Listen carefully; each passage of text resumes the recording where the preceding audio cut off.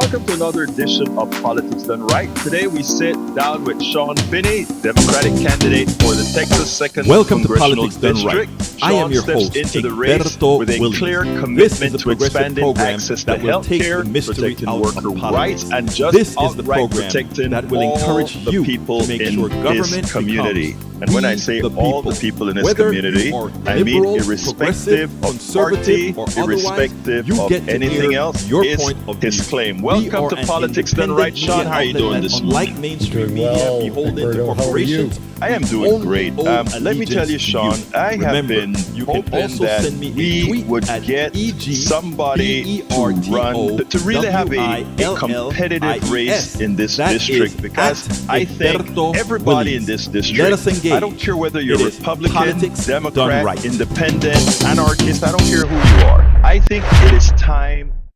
Well, folks, welcome to one more edition of Politics and Random. Egberto Williams, your host. Thank you so kindly for being a part of the show. We are going to have a great show for you today. It's starting to happen. You know, I write a lot of stories. I talk a lot about independent journalism. I tell you what we know is coming, what's going to happen, and it finally hit today. It finally hit today. I know you've all heard Don Lemon, who worked for CNN for a long time until he was sort of laid off. Don Lemon is now arrested, as well as Georgia Ford. A lot of you don't know who Georgia Ford is. She's a independent journalist, sort of does what we do here. She got arrested for going to one of these, going to that. You remember that church that they had in Minnesota, whose pastor works for ICE, and they went to protest at that church. Well, they used the FACE Act. I think it's called the FACE Act, to put Georgia Ford, a private journalist who went there asking questions, as well as Don Lemon, who went there asking questions, in jail. All of us doing media right now are on the block. All of us are on the block. And you know what? The idea that they want to do, and the reason they chose Don Lemon, Lemon's independent media organization that he has established over YouTube, Substack, and all these other platforms, it's doing great. They're doing great. If you take a look at Midas Touch, doing great. You take a look at I got the guy who worked for CNN as well, that they laid off because he pissed Trump off. They're doing great. The conglomeration of independent media is taking over mainstream media. Mainstream media doesn't have the credibility anymore. So while Donald Trump and all these guys are buying CVS and ABC and all these other stations, the rest of us are saying, so what? So what? We got a lot of us that are out there informing people much better than what they're doing on the mainstream media, and they don't like it. Because if you have central control of ABC, CBS, CNN, Fox News, etc., there are only 10 or so organizations that you have to work with. But if you have to go through Don Lemon, if you have to go through Joyanne Reed, if you have to go through Midas Touch, if you have to go through the blue wave, if you have to go through Politics Done Right, if you got to go through Marlon Weems, if you got to go through Rodriguez, if you have to go through Arturo Dominguez, if you start calling all these independents, who some of us are small compared to others, but combined have the throughput, has immense throughput. I was checking my stats on Substack. Over a 500,000 folks, by the time we're done, will have seen our stuff in the next few days. 500,000. One person. There are 300 and something million people in the United States. Suppose Yes, we have overlapping audiences. You know, my audience overlaps with Arturo Dominguez. It overlaps with Marlon Weems. It overlaps with Gen XY, the Anything Show. That's true. But if you take the mutually exclusive portions of the media that independent media controls, we exceed any one of the networks. We exceed any one network. And you know what we do? You know what else we have in addition to exceeding every network? A multitude of voices. And guess what else we have? In I used to write control programs that control pipes and valves and that kind of stuff, right? SCADA. And there's this stuff called feedback control. The mainstream media doesn't allow feedback control. The few times that they started trying feedback control, they didn't quite like it. Does anybody here remember CNN I Report? Let me see if anybody remembers that. CNN I Report. Anybody ever heard that's listening to the program right now? Ever heard of CNN I Report? CNN I Report was that CNN tried to dabble into bringing outside independent journalists into their fold, and I kind of went and I was one of their million people. I wonder if I can find that stuff. Uh, worked with them, right? But you know what started to happen? Those of us who did the I reports were reporting more substantive stuff than what their producers were given their hosts to report. So they slowly they slowly went ahead and it just sort of disappeared. I remember during one of the elections, CNN I Report brought us all to Charlotte. I think was it Charlotte, North Carolina, where we all, we had functions, we got awards and all that good stuff. But the people got involved, folks. The people got involved and they couldn't handle it. Yeah, I think I found one of my CNN things here. Just sometimes I say these things, and some of the folks in my little chat box said, "Sure, Egberto, what are you talking about?" Let me just show one of the things here. This is when I was a CNN I reporter. Then I was E-Willie's 1961, 1.2 million page views at CNN then, and then I actually won an award. Which one did I win? Let me see if I can find the award. I won the CNN Spirit Award, and I also won the blogger, or not the blogger. There was some other one that I won. Let me see if I can pull that up. It's all on my personal blog.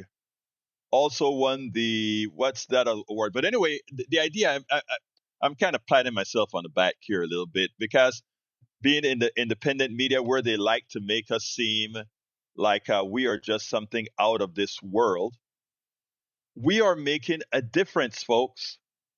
We are making a difference. Your support for us is making a difference, and they're feeling it.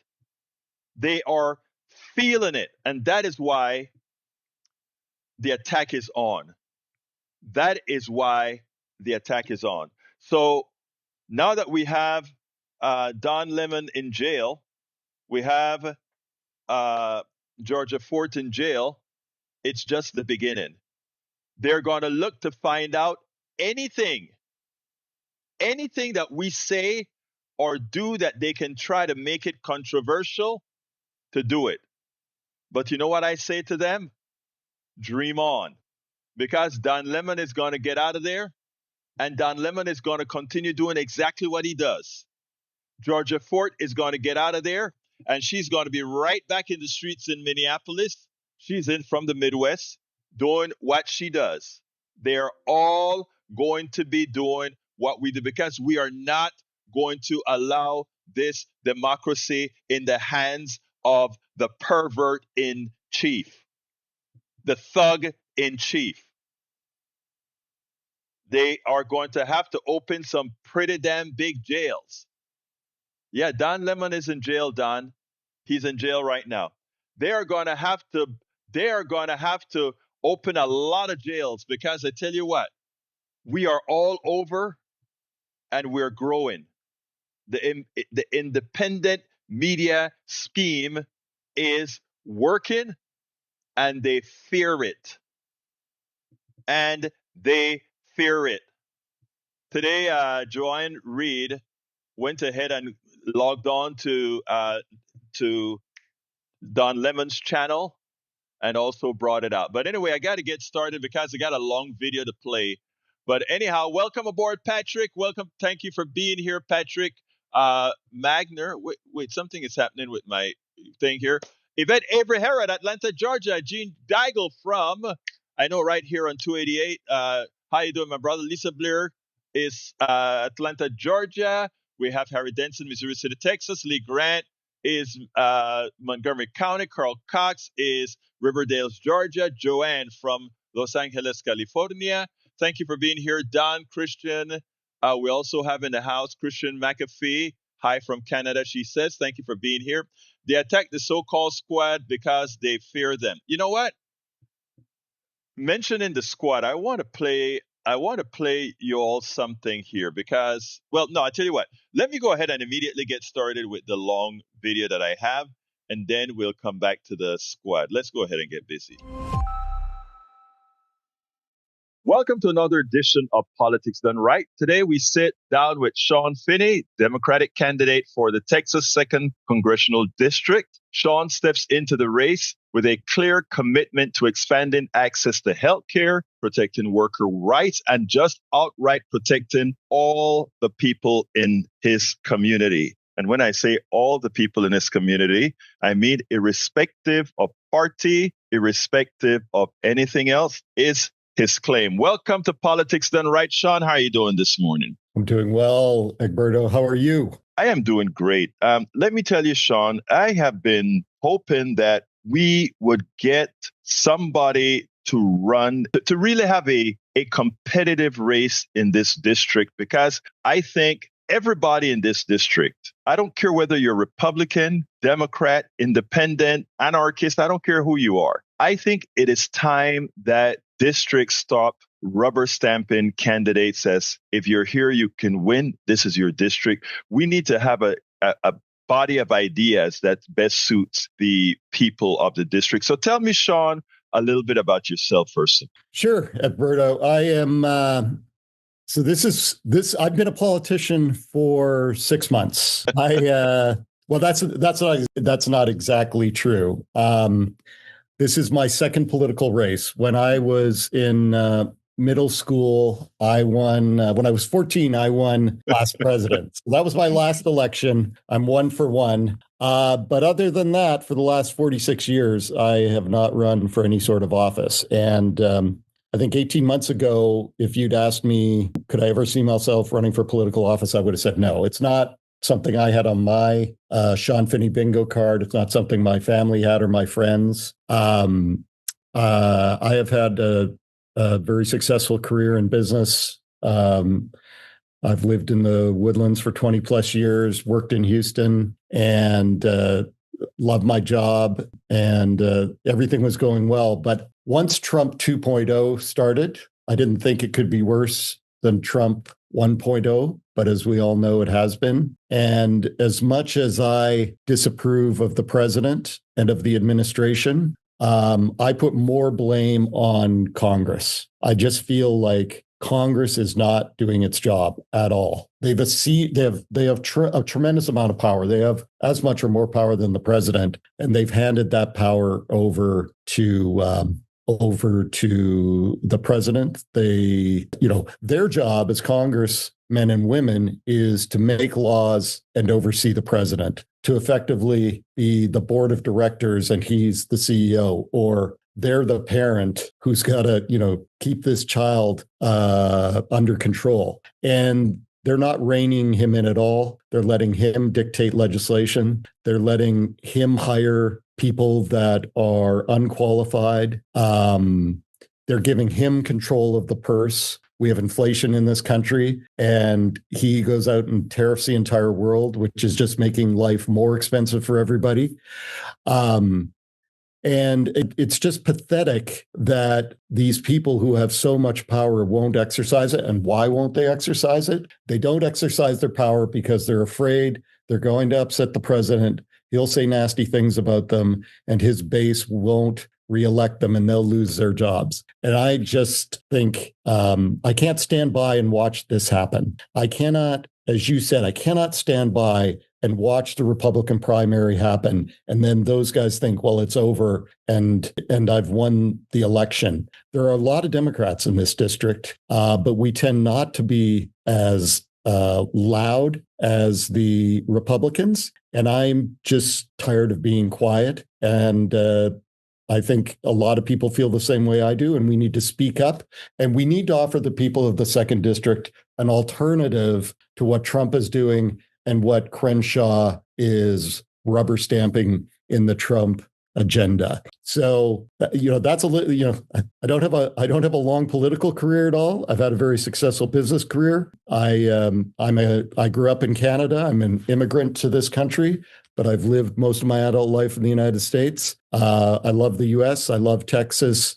This country's been very good to me. And I'm really doing this to give back to the country as a form of public service that I feel like we could use better representation, a better board of directors. And I don't feel that we're getting good representation from Dan Crenshaw currently. I feel like Dan Crenshaw, when he's thinking about how he's going to vote, he's thinking, what does the president want me to do? He's not thinking about what do the people in the Woodlands and Kingwood and Humble and Cypress, Clear Lake. He's thinking about what's that one person, that one guy in the White House, what's he want me to do, not what we want him to do, because I don't think he's listening to us. And that's what I hear from everybody in this district. Republican, Democrat, Independent. Dan Crenshaw doesn't return emails. He doesn't return phone calls. He rarely comes to the district. He certainly doesn't. They don't see him down in Harris County. We see him here in Montgomery County a little bit. We need a true representative who understands what the people care about and the people's issues and are going to represent everybody in this district, not just the president. And so, look, Congress has a lot of power. They're not exercising it. There's a lot they could do to rein this guy in. They're not. And so, even though I never thought about being politics, I felt like if I don't do this, who's going to do it? I love that. We need a good representative. I love that statement because that's the same reason I got into journalism, because we saw a vacuum that needed to be filled with truth.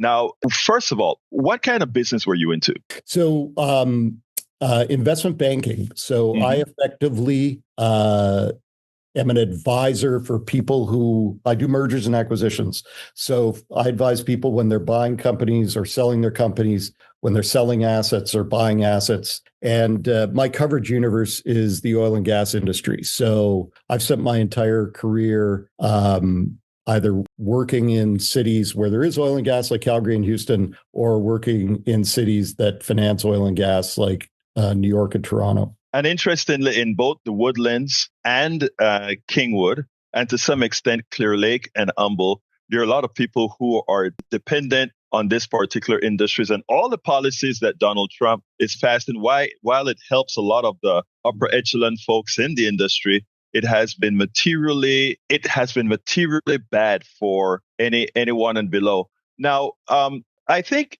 one of the things that's important here is, and I think you mentioned it, Crenshaw being a rubber stamp, as you explained, to Donald Trump. And that rubber stamp materially affecting everyone in this district. Explain that.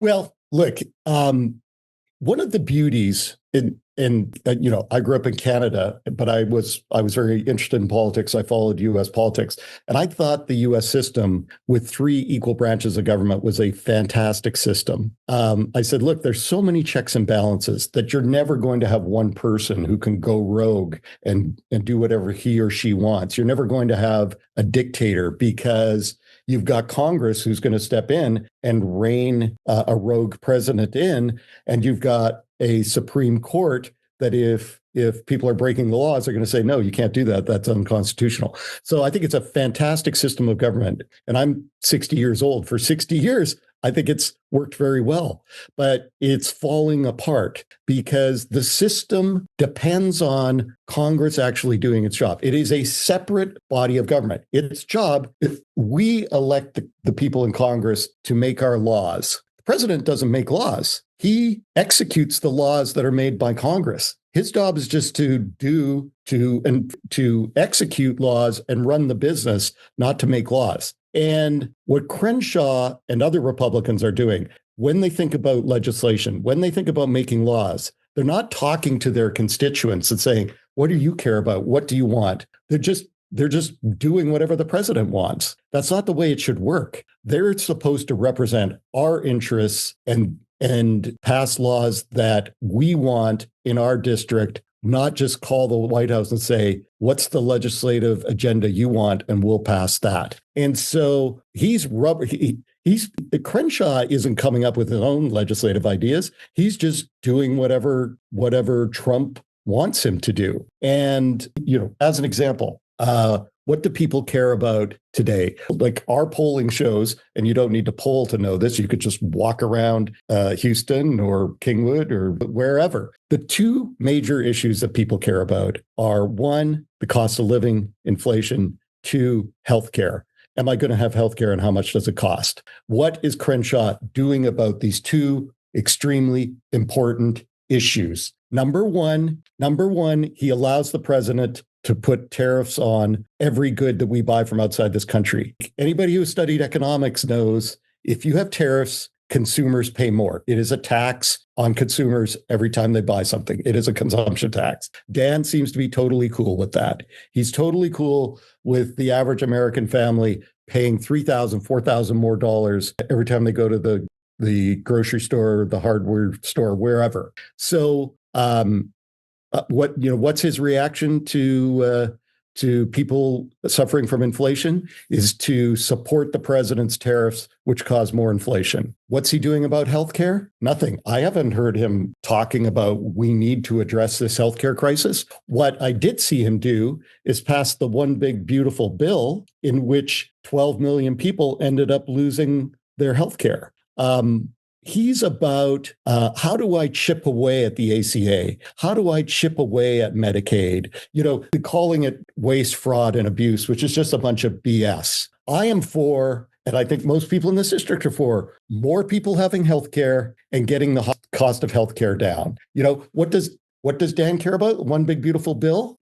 We used to spend less than $10 billion a year on ICE. Now it's 75 billion. Like, is that how I want my money spent? Terrorizing people in Minnesota? Or do I want those 12 million people who lost healthcare to have healthcare? What are the priorities of Dan? Right. Exactly. Let me say something, because you said something interesting about them terrorizing people in Minnesota. What we don't cover here in Houston is we're terrorizing people in Houston too. Our news simply don't cover it. But let's get that out there. I am glad to hear that you mentioned about healthcare, because in Kingwood, in the Woodlands, in Humble, in Clear Lake, these are places filled with small business owners who get a lot of their raw material and import a lot of your raw material from overseas. And they are the ones that are paying a lot of these tariffs on the products they bring in. Many of them don't have the pricing power of the Walmarts and others, not to just say, I've got to pass on this directly to the customer fully and immediately. Likewise, you spoke about healthcare. We have a lot of small business people in your entire CD2, Congressional District 2, that you mentioned about the 12 million people that are going to be left without, or that have already been left without healthcare. the part that I don't think was mentioned was that them being removed from healthcare makes everyone's healthcare more expensive, because ultimately in a closed system, we all pay the bill, and those who are going to run the hospitals and the insurance companies, they will continue to make their profit. So it's essential that we elect somebody who has that in mind. And for those that are listening, whether you are on the left, right, middle, or whomever you are, it behooves you to start looking out on your own interests. And in that regards, let me ask you a little bit about healthcare, because there are times that I've been very rigid on healthcare, and there are too many, in my opinion, who simply always seem to believe the healthcare model that we use in the United States is the only model. What do you say about that? Well, no, it's certainly not the only model. If you look at most countries in around the world, Western world,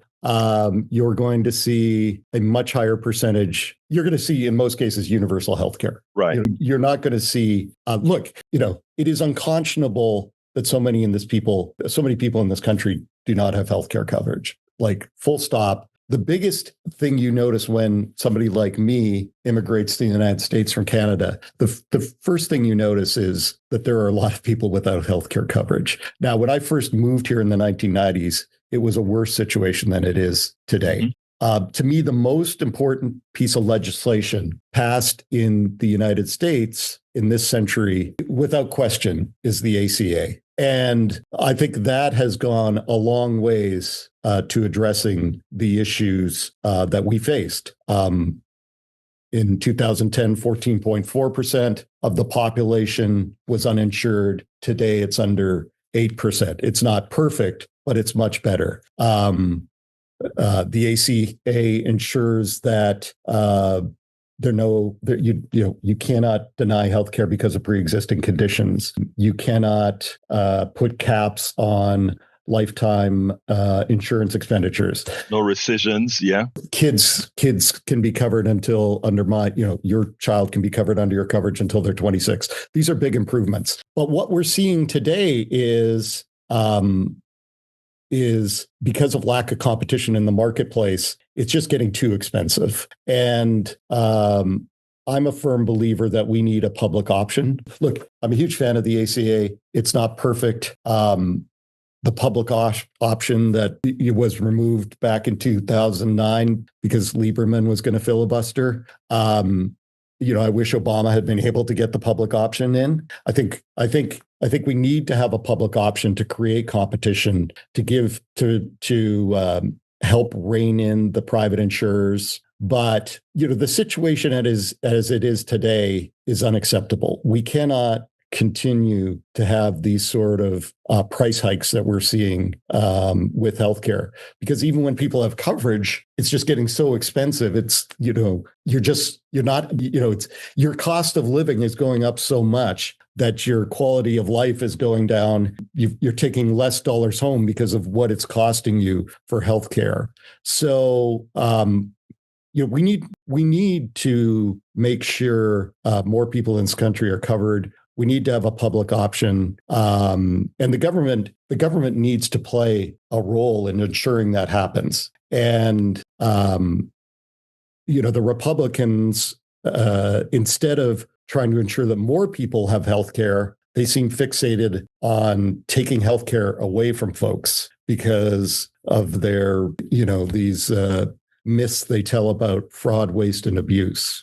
We are kind of coming up to some time here. So what I want to do is go down a list and tell you that this list are things that affect every single person in your district in some form or the other. So if you can give me a quick one-line answer for what is your position on this and how you're going to make it better, maybe 2 lines each. Let's do it this way. Income inequality is a dangerous thing that's affecting us. What do you think you can do to suggest to your colleagues that you do to mitigate that? Well, I think the biggest thing we could do is raise the minimum wage, which hasn't been raised since 2009. And I think we definitely need to increase the increase the minimum wage. Okay, let's talk about climate and energy. Climate affects us all. In fact, all the people with emphysema and asthma that I see going to the centers out here, I wonder how many of them know their proximity to places that create a lot of pollutants is responsible for it. What's your statement on climate and energy? I'm sorry, on climate and energy. Well, I think that a lot of progress was made with respect to addressing the problems we have with climate change under the Biden administration. I think we were making good steps forward. Look, I understand we need to, over time, transition from reliance on fossil fuels to alternative energy. We absolutely need to do that. It's not going to happen overnight. It's going to take decades, but we need to do that, and we need to encourage that. I think there's a lot that the Biden administration did, particularly with the IRA, that helped incentivize people to do that. And now the current administration is just unwinding all of that. So I'm very supportive of the progress that was made under Biden. And I think we need to get back to that. With regards to women's reproductive rights. Yeah, I have 2 daughters, and they influence my view on this. I feel very strongly that I get to make my healthcare decisions. My own healthcare decisions. Why should I be telling women what to do with their own bodies? Excellent. Like, they should be able to make their own healthcare decisions. And I'll tell you this, Egberto, it is driving young women out of the state of Texas. Yeah.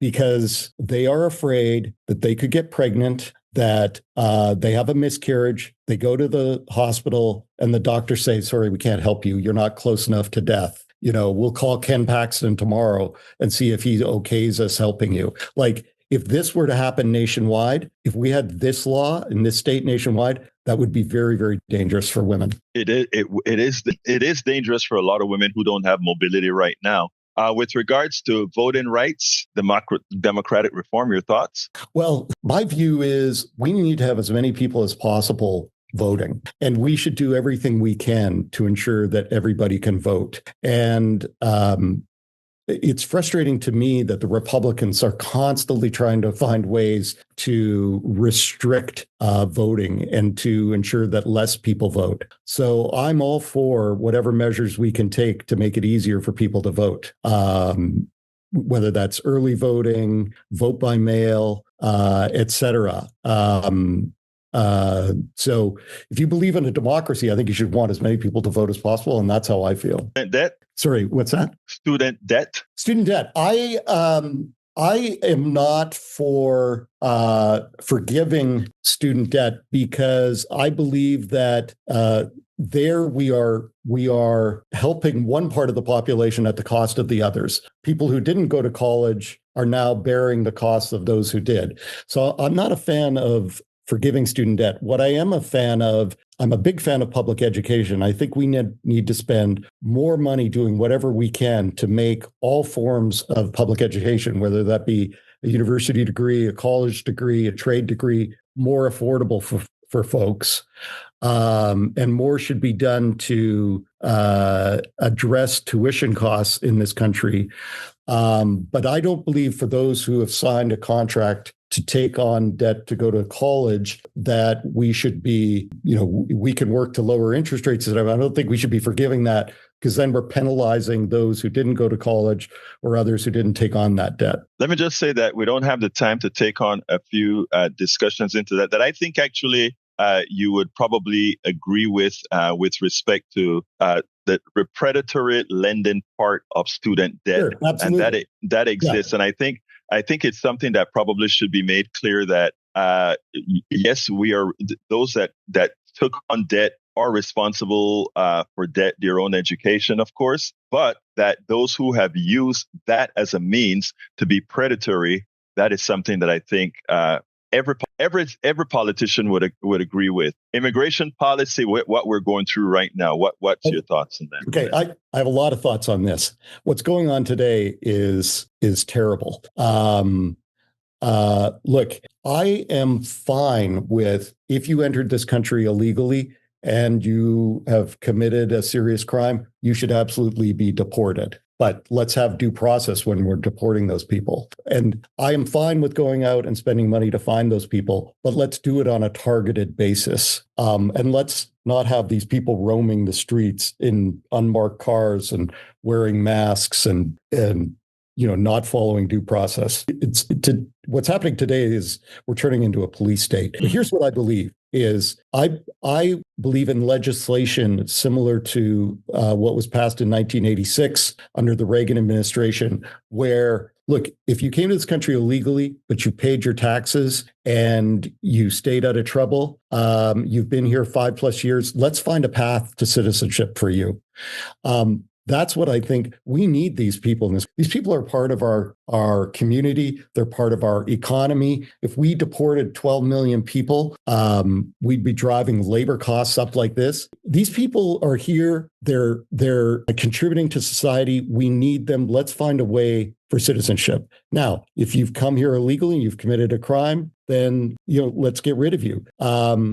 And then I think we really need immigration reform in this country. Congress needs to pass laws that makes legal immigration easier into the United States so that more people can do it the right way. But how do we make housing more affordable? Look, I think it's a supply issue. We need to, and again, there's not a lot that the federal government can do in this regard, but there are too many regulations around being able to build houses. Like we need to ensure that we aren't making it difficult to produce more housing in this country. I think that's the biggest issue. This isn't really a federal issue. It's more of a state and local issue. But except I want to tie that to something, Sean, and that is Donald Trump, with the taxes that he put on softwood coming in from Canada, has immediately increased the price on homes, which makes them much more unaffordable, which Dan Crenshaw, you would think, would notice that in a place like the Woodlands and Kingwood and other places where homes are still being built, he's pricing many out of the markets with not coming up against the president's tariffs. No, I completely agree with that. The tariffs are ridiculous. And most of the lumber that we use to build houses comes from Canada. Right. You're putting 10-15% tariffs on it. That is not helping the affordability of homes. Prices. Absolutely. Last one, and this one is right up your domain as a corporate former corporate guy. Corporate accountability. How do we make corporations more accountable and not give them the inordinate amount of power that they have relative to the average American citizen? Well, look, I think over time, this nation has evolved from has kind of left if you have been invested in the stock market, you've done very well. If you are a worker who doesn't make enough money to invest in the stock market, you have not done as well. The biggest issue I see in this country is the inequality between the wealthy and the poor. When I first moved to the United States, the middle class was this big. It's now shrinking. And I think we need to do whatever we can to ensure that we are focused more on workers' rights and workers' pay and minimum wage, as opposed to just being focused on, how can we maximize corporate profits? And so I think there's a lot that can be done, especially in the tech world, in greater regulation of the tech world and what they are doing and what they're doing through social media to our young people. Now, Sean, there's so much more for us to talk about AI and so forth. So we should have you on again. This is the first interview that we've had with what you're doing here. But I'd like to give you the opportunity to take a minute and just speak directly to the people of Humble, Kingwood, Woodlands, Clear Lake. What are you going to make sure that you do for them? Well, first of all, I'm going to listen. I'm going to be very approachable. I'm going to be very responsive. I'm going to answer your emails. I'm going to answer your phone calls. I'm here to represent this district and nothing else. I'm not going to act in the best interest of the president, whoever that might be. I'm not going to be acting in the interests of the Democratic Party. I'm going to be acting in the best interests of the people of this district. I don't think that our current representative has done a very good job of listening and being responsive. But I'm going to focus on A, getting the cost of living down. The first thing we need to do is, in that regard, is get rid of the tariffs. B, address healthcare. We need to improve healthcare. Everybody needs to have healthcare, and we need to rein in costs on healthcare. 3, I'm very focused on education. We need to ensure that high quality public education is available to all our citizens and all our young people, and we need to make that as affordable as possible. 4, we need to address the federal debt. The fact that in the most recent bill, the budget, the government gave tax cuts to the wealthiest people in this country and added $4 trillion of debt. That's not going to hurt me or people in my chair. That is going to critically hamper the economic futures of our young people. No Social Security for them, no Medicare for them. The bond market's going to crack and interest rates are going to skyrocket, which means when they go to try to buy a house, it's going to be 14, 15, 16% interest rates. When they try to start a business, they're going to be borrowing money at 15%. That is unacceptable for the future of our children.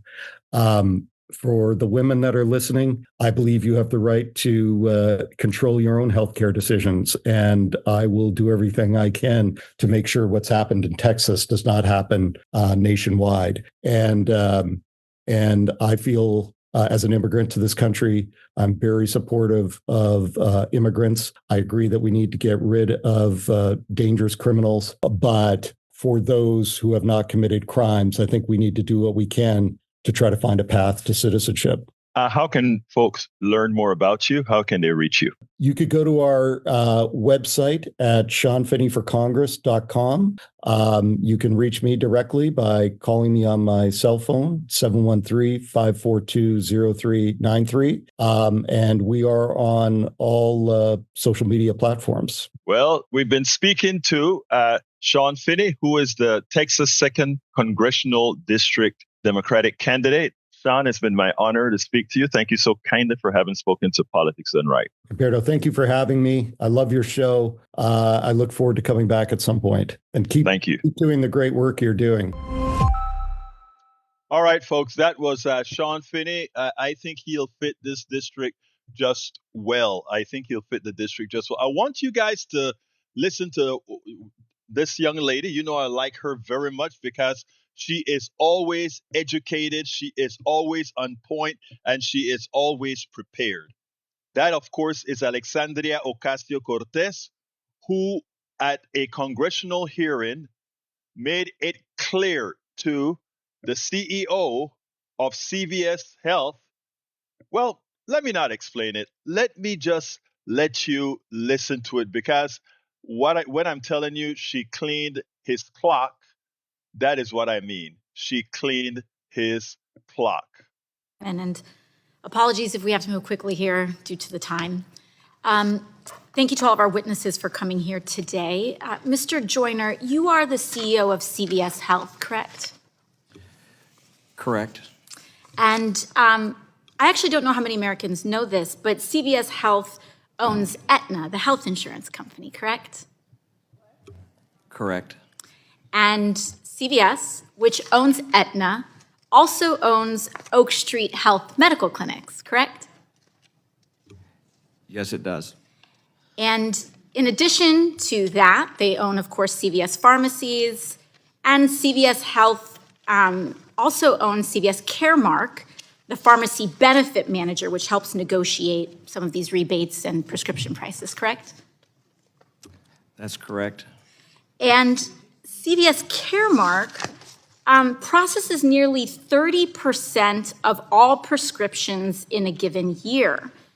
And so, in other words, CVS Caremark helps determine the prices that patients pay for a third of all prescriptions in the US. In fact, I was following one of CVS's investor calls where they really laid out quite clearly what this means if you are a patient.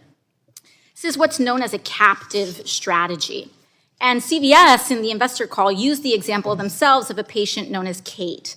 Kate has an Aetna health insurance plan right here.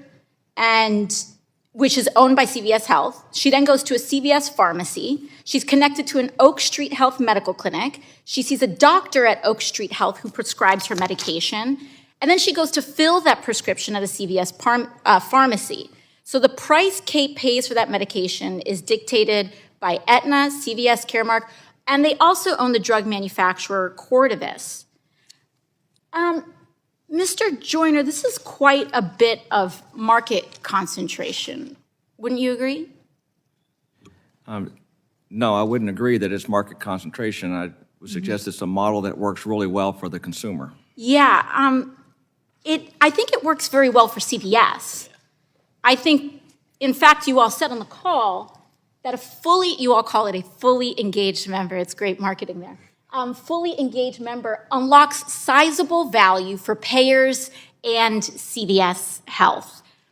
So the health insurance gets a cut, the pharmacy benefit manager gets a cut, the drug manufacturer gets a cut, and the patient gets screwed.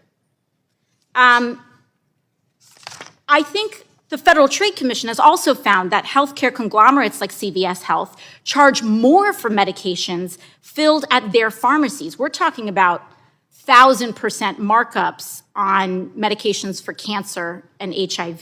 And, I think this is actually an interesting point of common ground that I may have with some of our Republican colleagues here in this hearing.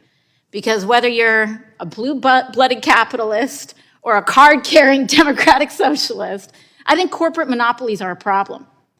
And this vertical integration is destroying people's ability to access care. I don't think we're seeing this across the board. And if they can self-deal, I saw something that was interesting from the opening statement of Mr. Hemsley from United Health talking about how much United spends, 85% on care, Mr. Hemsley? Approaching 90%. But the ACA forces you all to spend a decent amount of that on subsidies on care. But when you own the care, when the insurer owns the pharmacy, owns the PBM, owns the drug manufacturer, you also own the healthcare cost. You own a big chunk of the healthcare cost. And so, 100 years ago, we had this type of market concentration in our banks. And we did something about it when it crashed the economy. And we passed the Glass-Steagall Act. We should be considering that in our healthcare system. And if we believe in competition, I think we should put our votes and our legislation in alignment with that and consider breaking up this industry in order to allow the competition that prevents this kind of vertical integration and abuse of power. And with that, I yield. And I don't know, I need to explain something from that video. Very important that she points out. That's why I love this young lady. Always prepared, always ready. Notice what that CEO wanted to say, right? Obamacare forces insurance companies to spend, I think it is 18%. They can only take 18% for expenses. They have to return, I think it is 82%, close to 80%, has to be for healthcare. First of all, to think that all the monies they collect, that 20% or so should be in expenses, is ridiculous. That is saying you're wasting a lot of money. A single payer system, you won't have to throw all that money out the door that doesn't go for healthcare, and we could do a lot better. But what Alexandria Ocasio-Cortez is pointing out is the way the CEO thought he was doing a big thing. Oh, we don't spend 85% on healthcare. We pay out 90%, close to 90%, and he wanted to get a pat on his back, but she screwed him. She pointed out with that whole dialogue that what you talk about 90% payout doesn't apply at all. Why? Because you control both sides of the ball. You have a department that make the drugs. You have a department that sells the drugs. You have a department that provides the doctors and nurses for your health care. You have a department that handles nursing, and you are also the business, the pharmacy manager, the PBM, which is the one who set prices for the drugs. So you could mark up anything, have the hospital portion of, or rather, have the portion that that insurance company pays be 90%. Hey, it looks good on paper, but you're the one setting the prices. So 90% means absolutely nothing. And that is what Alexandria Ocasio Cortez just exposed: the fraud that is the private health insurance company, the fraud that is the pharmaceuticals, the fraud that is all of this, and a reason. It's amazing that, as she said, it's amazing how I can allow, by making this statement, blue eyed, or rather blue eyed capitalists to unite with democratic socialists on the same topic, that in effect you guys are all screwing us all. I want you to think about that. I just ran across this today, and this is a piece that needs to be played over and over and over and over. The healthcare industry in the United States has nothing to do to cure you. Nothing. They don't care about you. Listen to the call. It's all about holding on to every dollar that you produce. Nothing more, nothing less. And until we understand that and do something about that and institute a single payer Medicare for all system that gets rid of every other healthcare, private healthcare insurance in this country, get rid of the VA, get rid of Medicare, get rid of Medicare Advantage, get rid of private insurance. Medicare for all, you get a card, and whenever you need health care, you choose your doctor chooses your medicine, you choose your hospital. That's called democracy, that's called freedom. Right now, all we have is the enslavement of every single one of you that are listening to my voice right now. Your enslavement by the private sector, controlled by guys like the CEO of CVS Health, who decides everything for you and takes your money, take our tax dollars, and screw us all. Anyway, that's what I have in that regards. And I hope this segment, when I cut it out and turn it into a blog, I hope that you make sure that this blog is spread throughout the country. We have a lot of work to do. We have a lot of work to do. You know, yesterday I was putting, I thought I was going to be able to release my book in a couple of weeks.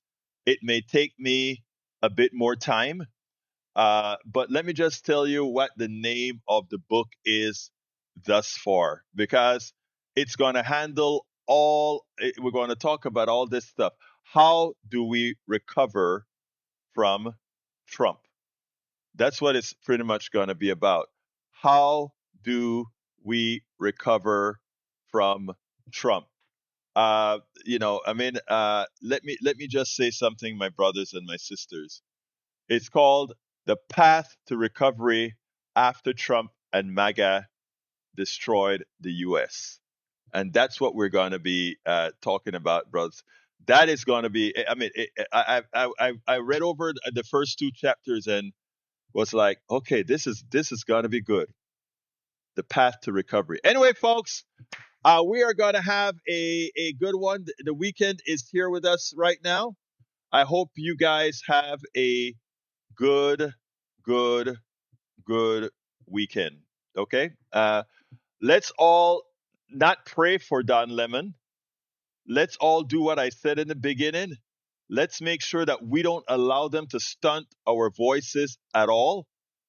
Let's make sure that we keep on recording, keep on taping, keep on supporting the independent media, keep on doing these things. And like I said, we have more penetration than all the networks, and actually, all the networks combined. All the networks combined. Anyway, folks, it's about that time to get out of here. I think I can probably take one call. 281-823-7747. Again, that number is 281-823-7747. I'll wait a couple of minutes, but while I'm waiting, I'd like to ask you to please support the program. You know what we do, you see our work. Please support the program the best way you can. How can you do that? If you are on Substack, just click on the subscribe button and choose to become a paid subscriber. Otherwise, you can just go ahead and go to politicsandright.com/newsletter, politicsandright.com/newsletter. I am putting that inside of both of our chats. Thank you for being here. Love you all, man. All right, I'm going to wait another 30 seconds or so for a call. Number is 281-823-7747. Again, it is 281-823-7747. And here we go, Brother Ray. How you doing, Ray? Are you there, Ray? Yeah, Ray, I'm here. yeah. Yeah. Talk to Just me, my wanted to brother. make Talk to me. sure. Yes, I know we're on short time, so I want to keep it brief, and it's quite simple. I just want to take this time to say thank you, Egberto. Thank I you appreciate. for everything you do. Being in a position that you're in, being an Afro-Latina man who came to this country and embraced all of its ideals, and yet seeing it, get burned by this leech that's in the White House, yet you still remain hopeful in those ideals and you never waver from that. And like you and the Don Lemons and the Joy Reids of the world, I always have y'all in whatever prayer I might put out, because, every day that I see you come on live is a blessing to me, because I know Egberto is all right, and as long as I can hear your voice and see that you're okay and they haven't tried to, take you out of the equation because you said something, and you unapologetically will keep on doing it until, like Don Lemon, till they came and snatched him up. He had a big platform, and obviously it got too big for them. So they did what they felt they needed to do to shut him up, as they probably wanted to do all of these other people they've been murdering. They want to shut us up, and I appreciate you for not shutting up. I appreciate that, my brother. Let me tell you something. We take the power out from what you all, and I mean this from the depths of my heart.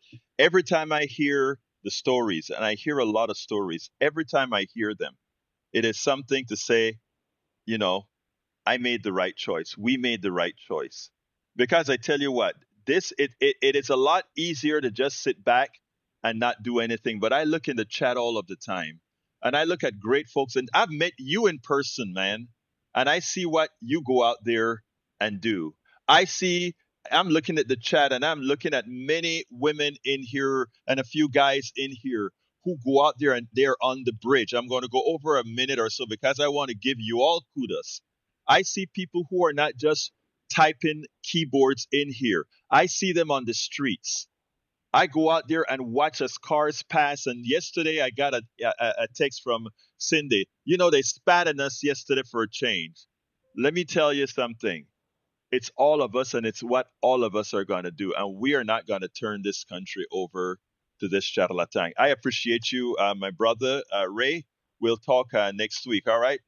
Take care. We'll talk. All right, And to brother. Have a good everybody weekend. you too, my brother. With everybody that's listening, we are going to keep this up. Don Lemon, we've got your back, Don. Georgia Fort, we've got your back. And it's not just talk. There are a lot of things we're doing. we've got your back. Got to get out of here. Anyway, folks, you can write me directly at info@politicsdoneright.com. info@politicsdoneright.com. You can subscribe to our network, politicsdoneright.com/newsletter. politicsdoneright.com/newsletter. I love you all from the depths of my heart. My name is Egberto Willies. This is Politics Done Right. And you guys know how I end this baby. I am what? Out!